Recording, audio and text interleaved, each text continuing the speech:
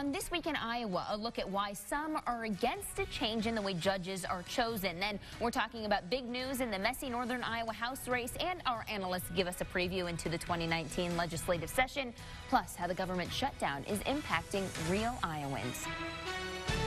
Hi, everyone, and thank you so much for joining us here on This Week in Iowa. We are starting off the show today with a conversation about the judicial nominating process in Iowa and plans by some in power to change that process. So I'm joined now by Tom Levis, who is the president of the Iowa State Bar Association. Tom, thank you so much for being here. Well, thank you for inviting me. It's a pleasure to have you back on the show.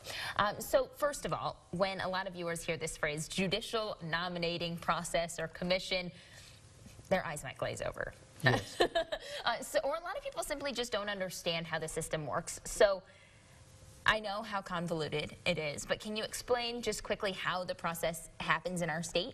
In a nutshell, back in the 1950s and before, all the judges in Iowa were elected.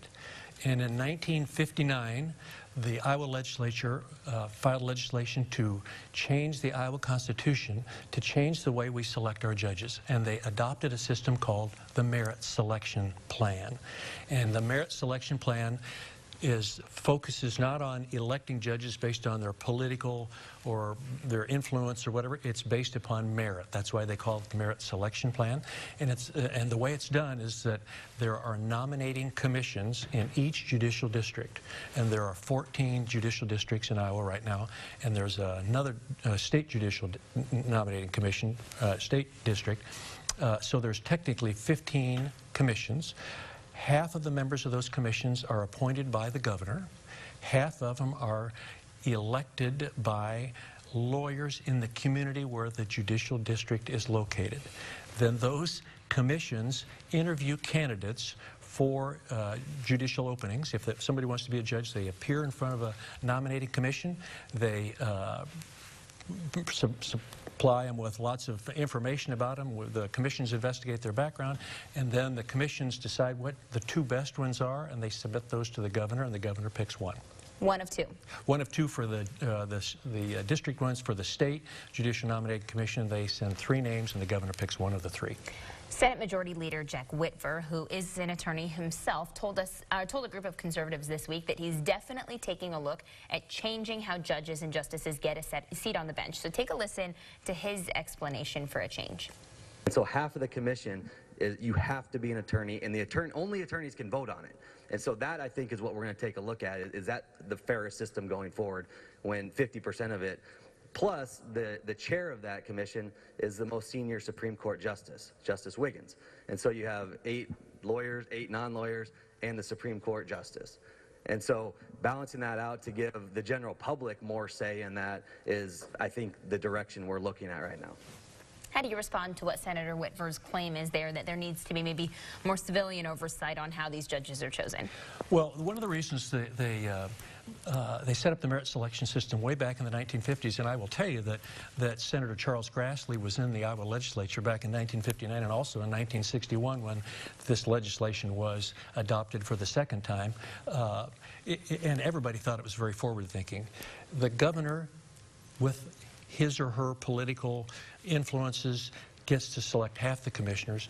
The other half should be selected by the very people who are actually down there at the courthouse working with these judges who have special knowledge. And so that's why it was set up that way. And it was also to avoid over-politicizing the way we select our judges. So Bill Gustav, who is another outspoken attorney, actually with changing the way the nomination commission works and the system works, he said that because there are so many lawyers who help with the decision process, he thinks that actually politicizes in itself, because then lawyers pick the judges who then are going to give them the decisions and verdicts that they want. Well, it's interesting. You know, I'm on the 5th Judicial District Nominating Commission, and there are 5 lawyer members that are elected by the local bar, not the Bar Association, but by the local lawyers in the community. The other 5 are appointed by the governor. The governor has appointed 2 lawyers. So if the lawyers are the problem, I don't know why the governor is appointing them. So how should voters be educating themselves about this process, about how judges are chosen, and then in turn about how this process maybe needs to or doesn't need to be changed? What should they be looking for? Right. Well, at least on behalf of the Bar Association, we don't think the system needs to be changed at all. And I think the proof is in the pudding. You know, the last 3 justices appointed for the Iowa Supreme Court, by all accounts, are considered to be conservative justices. If this nominating commission was controlled by some sort of left-leaning lawyers or left-leaning Democrats, it didn't work, because the last 3 appointees have been pretty conservative Republican justices. In addition, let me tell you this. We went out and looked at all the judicial nominating commissions around the state, all 15 of them, to see what the political affiliations were on each of the members of the commissions. And in each case, the governor appointed Republicans, which is not surprising. The lawyers, about 51% were Democrats, and the rest of them were Republicans or independents. The interesting thing that I found from our study was that in each of the judicial nominating commissions except for 2, so out of the 15, in each of them except for 2, the Republicans controlled the commissions. So if they all voted for particular candidates, they would always win. In the 2 that the Republicans did not have majority control over, they were split. Half of the commissioners were Republicans and half were Democrats. But in none of the commissions were the Democrats in control. We look at this as a solution without a problem. Tom Levis, thank you very much. I appreciate you being here. Thank you. Nice to see you again. Thank you, Sabrina. We'll take a short break, everybody, but coming up next, big news about the Northern Iowa House District race, how the legislature is now getting involved.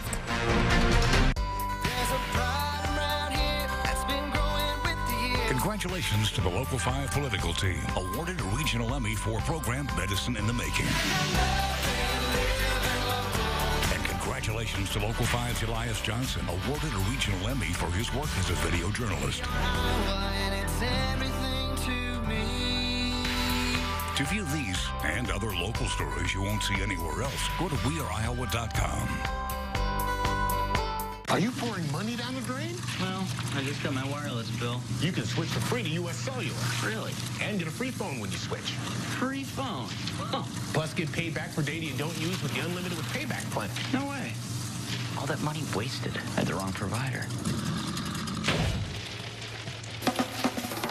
Right now at U.S. Cellular, there's no trade-in required to get a free Samsung Galaxy S9. Just switch to U.S. Cellular. In 2018, Local 5 on Your Side got answers to lots of tough questions, and we held the powerful accountable. More women in office, legalizing medical marijuana, saying goodbye to an Iowa icon. Blizzards, tornadoes, and deadly flash flooding. Central Iowa saw it all. Local 5 takes a look back at the top stories of 2018. Politics, weather, Local 5 on Your Side. Features, crime, and sports. Watch these original digital stories now at weareiowa.com.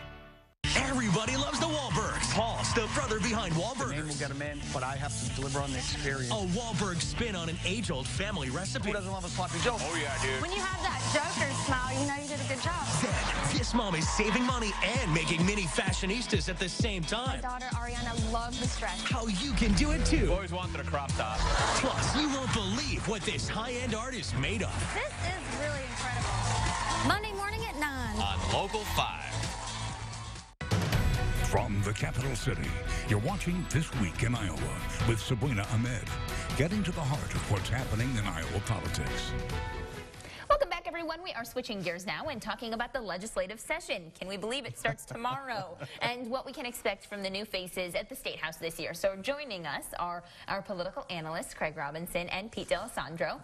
Republican and Democrat. Pete and Craig, thank you so much for being here.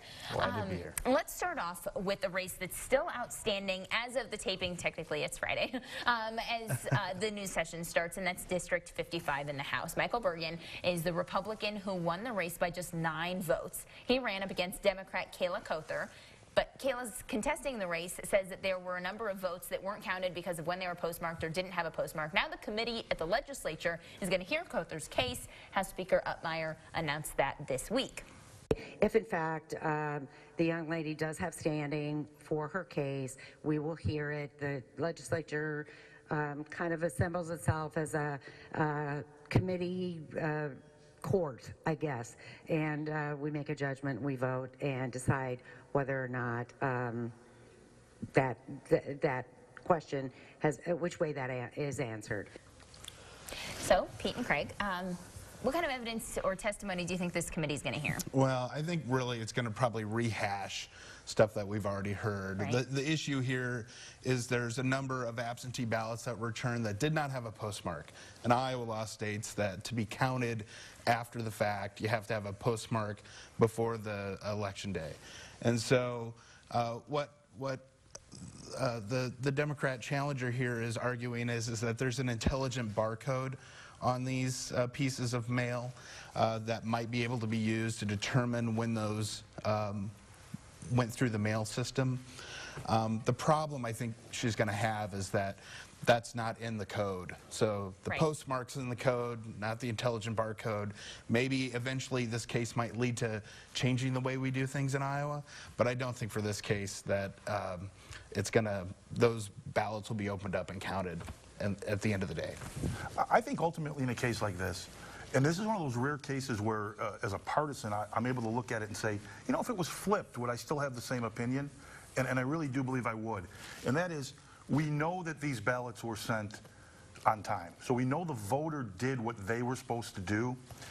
When you really cut through all of it, regardless of who's going to make the decision, those votes should be counted. But they didn't postmark it. But it was not the voters' fault. And so the voters should not lose their franchise because another entity didn't do what they were supposed to. And when they went back and did the other stuff they could do, they do realize that 29, and some they couldn't figure it out, but 29 of them were sent on time. The voter did what they were supposed to do. I say count them. And I think the best part about doing that is away from the politics of it. It's a 9-vote lead right now for the Republican. There's 29 votes to go. It's actually good politics and good government if they say, let's count these votes, because I think most people would say it's the right thing to do, and there's a good chance they're going to hold on to the lead. So a lot of Iowans maybe don't even realize that this is still up in question, like the people are still talking about it, that there's still a potential it could go the other way, because the Republican will be sworn in on Monday. So what are you hearing kind of on the inside? What are the feelings? It's gotten pretty nasty. Yeah, I think it's one of those situations where, you know, if you are a Republican, and I think, again, they would look at this race the same way if by the letter of the law, it's not postmarked. So if we want to change the law and use intelligent barcodes by the post office, then change the law and we'll use intelligent barcodes. And I think there's question, too, of, you know, you can put an intelligent barcode on it that's red. I'm in the mail business. We put intelligent barcodes on all of our mail. I don't necessarily know what's included in the intelligent barcode that is sprayed on there from the Postal Service. So what do we know about that? And so that's where I'd like to delve a little bit more. If I was on this committee that's going to delve into this issue, I'd want to learn more about it. And I don't know if there's going to be anything that's going to, plus let's be honest, at the end of the day, 100 House members are going to vote. There's a majority of Republicans in there. I can't envision them. I mean, we have so much partisanship in our country anyway. I don't see them gonna flip this. So just a few seconds left. I hope he's wrong. I mean, I hope that they look at it and say what's right is right. Sometimes it cuts through these other things. These folks did what they were supposed to. Their vote should be counted. So just real quick, the outcome from this committee would be that either we count the votes or don't count the votes, right? And then the legislature has to vote on it? Well, I think that the committee will make a recommendation, and then the whole House will vote on what it should do. Whether you count the votes. Whether to go forward. Yeah. Okay. As a committee of the whole, I believe that's how they do it. Thank you very much, gentlemen. We appreciate it. We're going to keep talking to you, so don't go anywhere. We'll be right back. Monday on Local 5, it's the start of the Iowa State Legislative Session. And as your local election headquarters, we're talking to leaders one-on-one about what they plan to accomplish this session. We're asking how they will make Iowa's needs a priority and what their policies could mean for your healthcare, finance, and children's education. Join us for Opening Day Conversations, Monday at 6 on Good Morning Iowa. Local 5's Emmy-awarded political team tells the stories that matter to you. So if you can't watch Monday, watch on WeAreIowa.com. the Bakersfield 3. 2 missing and 1 killed. Why do you think your son was shot? He was set up. Set up for what? Is it 3 mysteries? These are all connected. They all know each other. Or 1? You know who shot your brother. Why haven't you told the police? If I knew, I would have told him. Well, isn't it time to bust this whole thing wide open? Were you the intended target? All new Dr. Phil. Monday at 4 on Local 5. At Local 5 on your side means answers to your questions. And we're just doing the stories that the community wants us to do, to empower you with something as a viewer that you can move forward with.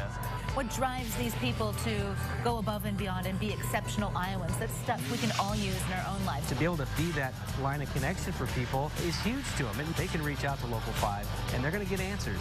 We are Iowa, and it's everything to me. Join us every Sunday at 10 on Local 5 for the Iowa Realty Sunday Home Show, featuring new construction neighborhoods around the metro by the best builders in the market. We chat with builders and Iowa Realty professionals about open house, trends in the industry, financing information, and existing inventory. And our special Great Iowa Home feature each week showcases a luxury home listed by Iowa Realty. Now in our 34th year at 10 a.m. Sunday on Local 5 or at iowarealty.com. You're watching This Week in Iowa, Sunday morning talk focused on the political scene in Iowa. Welcome back, everyone. We are continuing our conversation about the 2019 legislative session. It starts at the State House tomorrow morning. Who would you say are the top newcomers for each of your parties? That's a really good question. There's a lot of them. You know, in the Iowa Senate, you have a number of new female Republican state senators that are joining. Marionette Miller Meeks. You have Carrie Kelker from Eastern Iowa and some others. So the makeup of the Senate is going to be much more balanced than it's ever been before. So that's kind of what I'm looking for. About the legislature, you know, I'm looking to these from a 30,000-foot view, because I don't want to leave any names out, but these strong suburban women that got elected, I think are going to be a force among themselves. Of course, I'm biased. I'm a big fan of Heather Mattson, who I think brings a real combination of both knowing government and politics to it. That she's going to be a very good representative. I've spoken to leaders in the House, in the Senate, and I've spoken to the governor leading up to the start of the legislative session. All of them say Medicaid, mental health, taxes. These are some of the big issues that are going to, education, of course. But those aren't some of those hot button issues, some of those issues that are social and very controversial. Do you see women's reproductive rights or trans rights or anything like that being talked about in 2019? I think it's going to be limited, and I think part of it is you had the legislature pass a pretty strong pro-life bill last time. It's being challenged in the court now, so I don't think. Now, that could change if there's a court ruling. They might feel the need to go back in there, and that's when I think it could be a hot-button issue again this cycle. Otherwise, I think those issues are going to be a little bit on the sideline. They'll be discussed, but they're not going to get votes. I mean, you already have one of the most restrictive abortion laws in the country. I don't see how they can try to go much farther. So the governor has a lot of new people surrounding her. We have Republicans in control in the House, Republicans in control in the Senate, lots of new faces there too, but do you think that we're going to see a different governor? We've kind of talked about this before, but she has an entirely new staff as well. It's not just the staff. I think it's her. I think it's when you become governor, because Terry Branstad left to be the ambassador to China. I think she was a caretaker really, and kind of finished out.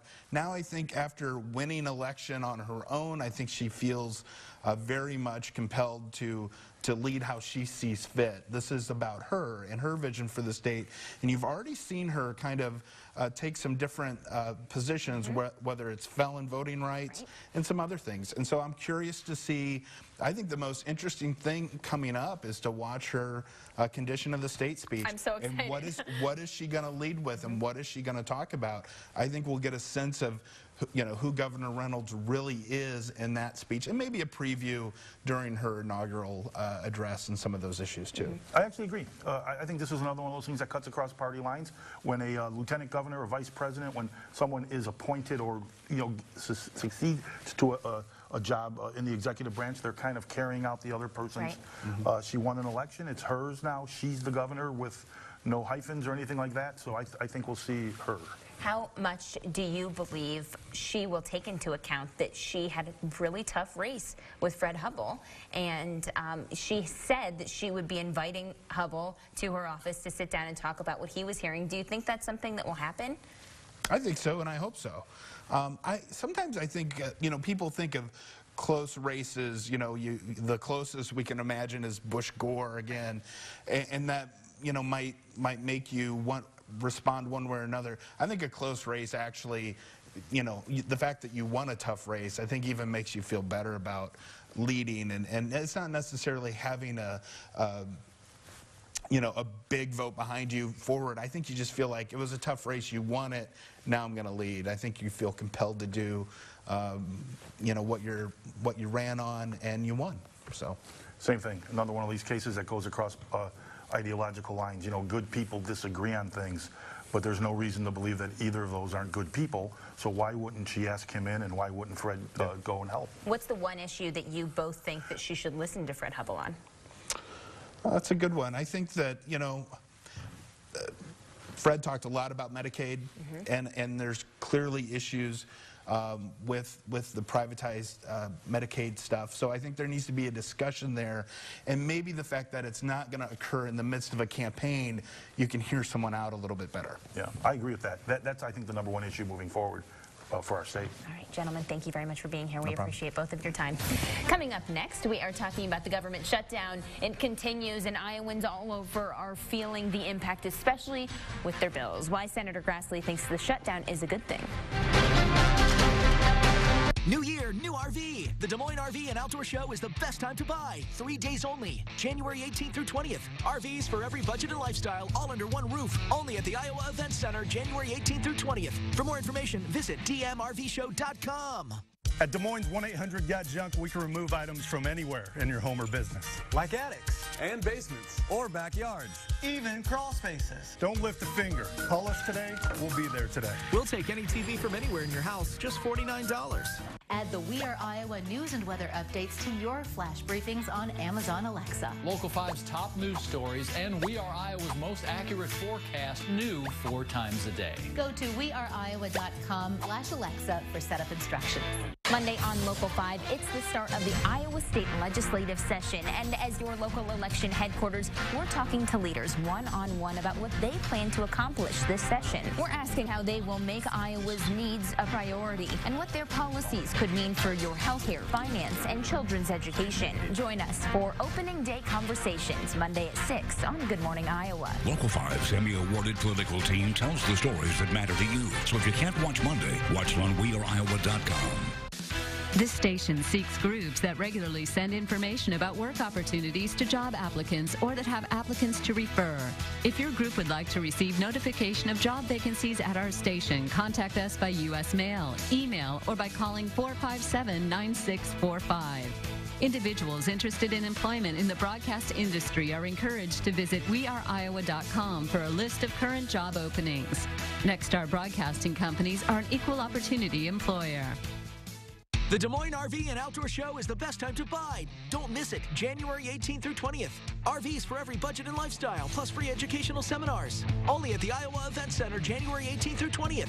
For more information, visit dmrvshow.com. You're watching This Week in Iowa, Sunday morning talk focused on the political scene in Iowa. Welcome back. The federal government shutdown has now been closed for the longest it's ever been in history. Of course, the partial shutdown. As of this taping, both Democrats in leadership and the president cannot come to an agreement to get it back open. The partial shutdown is impacting millions of Americans in ways they hadn't anticipated. Thousands of people, like senior citizens and disabled Americans, could face eviction notices if the shutdown continues. Lawmakers and government leaders say programs like HUD are one of the many reasons why this shutdown needs to end. That's why there should be a sense of urgency attached to this, because there is nothing good accomplished by a government shutdown. The tenants may have to move out, and that, of course, would be a disaster. We did confirm with the City of Des Moines Housing Agency that it's been paid through February, so those inside city limits shouldn't expect any change unless the shutdown lasts through next month. Meanwhile, federal workers missed their first paycheck on Friday amid the government shutdown. We asked Senator Chuck Grassley if he would forego his paycheck in light of the shutdown. He said no. Here's why. I can say I'm not taking my paycheck, but when government opens up, those civil servants are going to get their back pay, at least they always have in the past, and then in turn, wouldn't you expect congressmen to get whatever they didn't take because of the shutdown, or would you expect congressmen to be treated different than civil servants? Next question. The senator added that there's nothing in the law that says the government has to give back pay to employees. The idea of back pay is being supported solely on the fact that it's what they've done since the 90s. Meanwhile, our team asked Governor Reynolds what she's doing to help Iowans who are dealing with the effects of the shutdown, and she said her administration is watching the latest developments like everyone else. We monitor it each and every day. Director Roeder with the Department of Management gives us an update each morning. Right now, we're in fine shape, but we'll continue to monitor that. But we've always had plans in place. This isn't the first time it's happened, and so they are very familiar with the process and what we need to do and who we need to reach out. We'll take one more break. You're watching This Week in Iowa.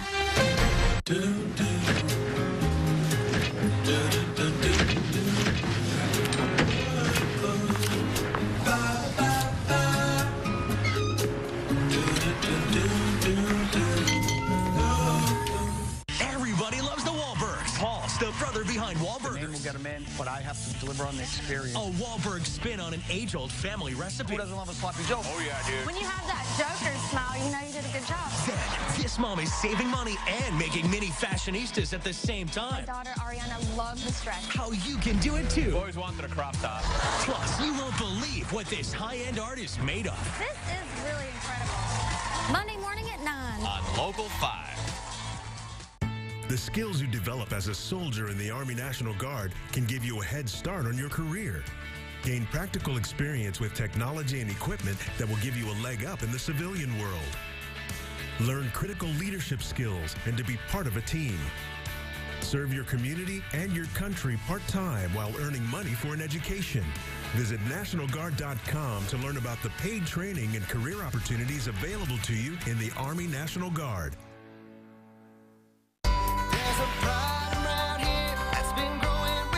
Congratulations to the Local 5 political team, awarded a regional Emmy for program Medicine in the Making. And congratulations to Local 5's Elias Johnson, awarded a regional Emmy for his work as a video journalist. To view these and other local stories you won't see anywhere else, go to weareiowa.com.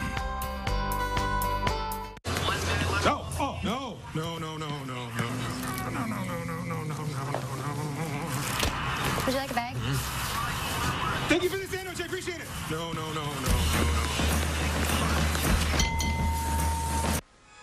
We'll see you next week.